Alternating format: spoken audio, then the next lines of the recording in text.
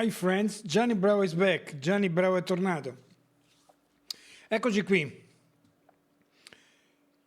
I Maneskin hanno appena pubblicato il loro singolo, Gossip, un estratto dall'album che uscirà il 20 gennaio, Rush, e sarà il loro, diciamo, e quindi la data fissata per l'uscita dell'album è quella, ma hanno anticipato con questo singolo Gossip, che vede peraltro la partecipazione come ospite al brano del grandissimo Tom Morello, grandissimo chitarrista, grandissimo artista, la sua Rage Against the Machine e tantissime collaborazioni con le più grandi star del rock mondiale. Ma che cosa voglio dire?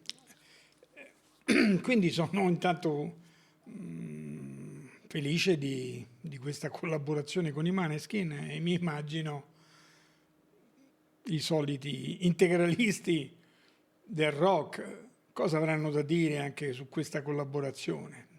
Sono curioso di andarli ad ascoltare magari, ma adesso non pensiamo a loro, pensiamo semmai a parlare appunto del brano che è uscito e che ho ascoltato. Parliamo in modo così asciutto. Allora, l'attacco del brano vede sezione ritmica, tutto all'unisono, basso, batteria, eccetera, quindi l'attacco è molto accattivante del brano. La voce di Damiano e anche evidentemente nella produzione resa leggermente più, c'ha una resa più, tra virgolette, delicata. Nella struttura il brano è molto semplice, strofa, ritornello, cioè è immediata, brano assolutamente accattivante, il ritornello entra immediatamente nella testa, il suono è eccellente, la pennellata nell'assolo di Tom Morello col suo caratteristico whammy eccetera, fantastica, bellissima pennellata, quindi il brano assolutamente piacevolissimo d'ascolto che li racconta in maniera molto precisa, è un loro diciamo standard tra virgolette sia nei suoni che nel brano. Il testo del brano è come i recentissimi sono una sorta di diario di viaggio in questo ormai in questa loro nuova dimensione da star del rock, e quindi in questa dimensione il racconto viene spontaneo e secondo me quel pizzico di distaccata ironia nel testo lo trovo anche abbastanza simpatico e è assolutamente non banale. Quindi sono certo che avrà un riscontro assolutamente positivo. Il brano è forse eccessivamente breve, forse andava dato maggiore sfogo anche alla presenza di un Tom Morello che non capita proprio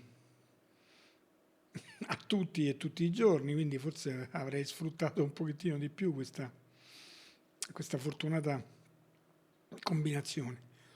Ma peraltro immagino che il brano sia stato tenuto volutamente, probabilmente per motivi radiofonici. Io credo che l'hanno volutamente tenuto sotto i 3 minuti proprio per un ascolto radio, probabilmente puntano anche a una spinta da parte di radio, in particolare probabilmente nel mercato statunitense. Quindi probabilmente è stato fatto per motivi di cassetta. quindi se devo fare un piccolo appunto, forse il brano è leggermente troppo breve, ma comunque sono curioso comunque di ascoltare tutto il loro lavoro per poi dare un giudizio definitivo. Il singolo sicuramente è è un brano accattivante, catchy, con un ritornello che entra immediatamente in ascolto, per cui assolutamente soddisfacente. Ho visto anche il video. Io non amo troppo gli eccessi nei video, ma ormai anche quello fa parte probabilmente di una loro voglia di. Li aspettiamo in tutto l'album e poi faremo ulteriori considerazioni. Come dico sempre, enjoy life, enjoy music and be happy. Ciao!